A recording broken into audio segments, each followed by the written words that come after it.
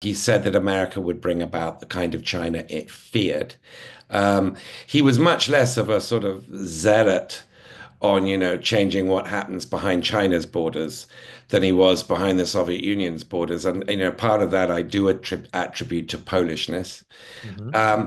He was also, because he'd sort of completed the geopolitical chessboard move in the Cold War of normalization with China. He had quite a lot of stock invested in that policy, and it was a pretty devastating Cold War move, because it forced, sorry, the Soviets to divide their defense from on their eastern and western frontiers. It therefore weakened them.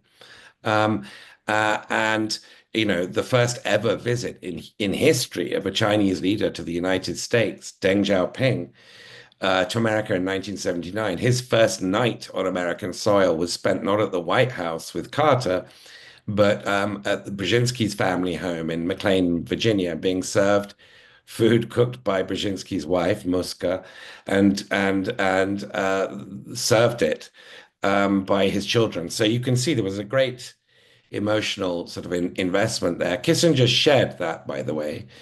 This is one area where they were broadly of the same mind, and both were treated as massive celebrities in China whenever they visited, a real sort of red carpet. Um, and so, I think he would probably be sticking to his critique. But even if he shared the sort of bipartisan consensus that China is the primary geopolitical adversary and threat to the United States, I think he would, of course, question how Trump is going about addressing that. Mm. This sort of declaration, Liberation Day declaration of economic war on the world, is actually driving entities like the European Union closer to China and Japan even and South Korea even, which is, Mm.